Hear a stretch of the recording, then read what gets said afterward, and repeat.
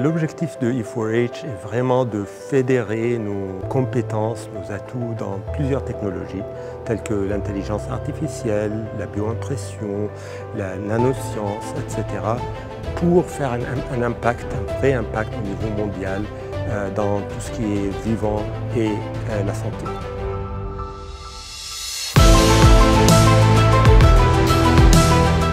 Grande joie en fait, de vous accueillir toutes et tous à l'école polytechnique pour lancer ensemble et célébrer ensemble le lancement de nouveaux centres interdisciplinaires Engineering for Health. Nous avons réuni aujourd'hui les partenaires, les futurs partenaires, les chercheurs, les enseignants qui vont collaborer au sein d'E4H. L'hôpital, c'est résolument un monde de médecins et d'ingénieurs et un monde de rencontres entre les deux. On voit qu'il y a un retard de l'inclusion de la technologie auprès des malades au sein de l'hôpital et je pense qu'il est temps de développer de l'innovation qui est centrée sur le malade et les maladies. Dès 2012, on s'est installé avec mon équipe INRIA sur le site et avec la motivation de travailler avec des biomécaniciens sur ces problématiques de modélisation pour la médecine. On a rencontré Abdul, c'est comme ça qu'a surgi l'idée pour INRIA et pour nous de participer à cette grande aventure du BMI qui a donné E4Health maintenant.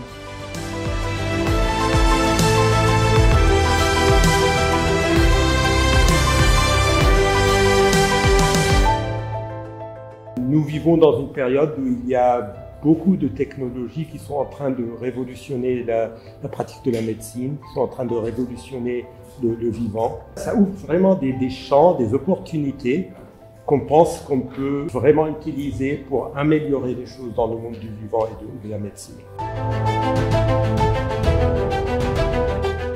À côté de cette priorité stratégique pour INRIA qui est la santé numérique, il y a la dynamique territoriale ici avec l'IBT.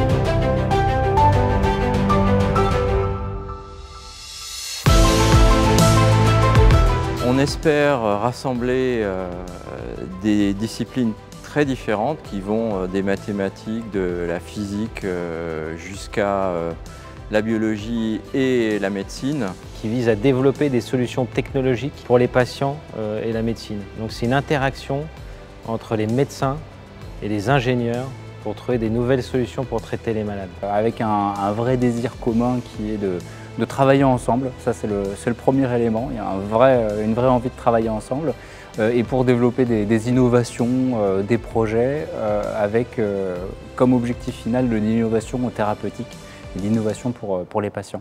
Les buts du centre interdisciplinaire, c'est vraiment l'interaction entre chercheurs, entre start-up, entre des hôpitaux, entre des entreprises. Du coup, l'idée, c'est vraiment de fédérer tous ces acteurs pour les mettre ensemble et créer des nouvelles interactions. Nous pensons qu'on va pouvoir avoir plus d'impact ensemble. Les deux autres missions sont tournées plutôt vers l'externe. Donc, une mission est de pouvoir recruter de très bons étudiants, de très bons postdocs, de très bons enseignants-chercheurs dans ce domaine. Aussi, une autre mission qui est tournée vers l'externe, c'est de faciliter des liens avec les partenaires industriels, les partenaires académiques et les partenaires hospitaliers. Comme partenaires industriels, ils peuvent ouvrir beaucoup d'opportunités de recherche et de travail, de stage pour moi et pour beaucoup d'autres étudiants à l'Institut Polytechnique de Paris. De mélanger l'expertise de physiciens, mathématiciens, etc. avec les besoins des médecins, les besoins du monde médical est critique pour faire quelque chose qui a du sens et qui a de l'impact. Mais ce choc des cultures est indispensable au progrès. La grande richesse de l'interdisciplinaire, c'est de mettre ensemble des disciplines différentes et que chacun reste quand même dans sa discipline et, comme vous l'avez dit, de se nourrir intellectuellement les uns des autres, en se posant des nouvelles questions, mais aussi en confrontant des manières de penser. L'interdisciplinarité, je pense que pour les chercheurs et pour nous, c'est vraiment important et ça nous permet de développer de nouveaux projets, des nouvelles idées, nouvelles collaborations. Avec l'arrivée des biomécaniciens et ce côté engineering, effectivement, on a pu, je pense, développer un projet qui a vraiment un sens dans l'Institut Polytechnique de Paris. Et je pense que c'est vraiment important qu'on soit associé aussi à l'INRIA, où il y a pas mal d'équipes de bioengineering. On va pouvoir mettre ensemble des personnes qui peuvent oraliser un problème, une problématique médicale, et en face des personnes qui ont des thématiques de recherche précises et qui vont peut-être se dire, là j'ai peut-être la solution à son problème. C'est d'ouvrir nos portes pour montrer la vie réelle, l'environnement réel, et pour que des gens qui n'ont peut-être pas l'occasion de voir ce que c'est qu'une opération chirurgicale, ce que c'est qu'un examen d'imagerie, ce que c'est qu'un parcours patient, prennent le temps de venir voir, de venir observer, et avec des yeux neufs, des yeux nouveaux, et de dire, bah tiens, pourquoi vous faites comme ça? Donc l'ingénierie permet d'aboutir à des solutions qui sont, non pas plus intéressantes, mais qui pendant longtemps n'ont pas été explorées. On arrive toujours à communiquer entre chercheurs, mais je pense que le fait d'avoir effectivement une structure et un réseau vraiment bien identifié, ça va vraiment faciliter la communication, la mise en interaction de différents chercheurs, de différentes disciplines. Donc ouais, je pense que c'est essentiel et je pense que ça nous facilitera, nous, le travail en tant que chercheurs. En fait, on veut changer le métier de chercheur. La façon, c'est comme ça qu'on y arrivera. Il faut commencer par les jeunes qu'on va faire venir des 5 continents pour qu'ils maîtrisent l'interdisciplinarité. Proposer des collaborations originales avec des écoles d'ingénieurs, avec des centres internationaux comme l'Institut Polytechnique, c'est un élément différenciant. On va pouvoir accueillir tous ces étudiants, toutes les équipes de recherche aussi, au centre de l'hôpital, auprès des malades et auprès des médecins. Ça nous permet du coup d'avoir des stagiaires qui sont intéressés sur travailler sur nos projets. J'ai fait un de mes stages ici à Polytechnique, à la DIX. Et le stage que je fais maintenant, c'est dans le groupe hospitalier Marie-Landlon.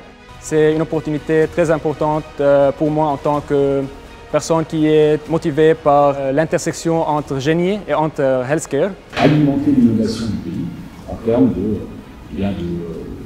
medtech, de technologie médicale ou simplement de traitement pour les patients.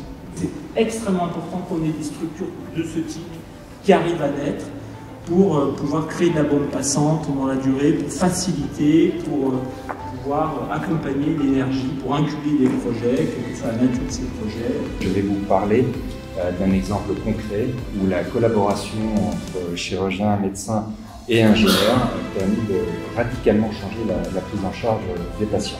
Ce que nous créons ensemble, c'est le creuset pour que ça se passe encore plus souvent, pour que ça se passe encore mieux, pour que ça se passe de façon encore plus suivie.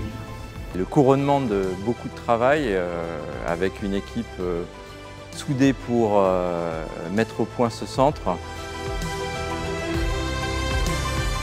C'est formidable de voir 10 ans après le chemin parcouru et puis le nouveau départ de E4H. Très heureuse de ces 2 journées.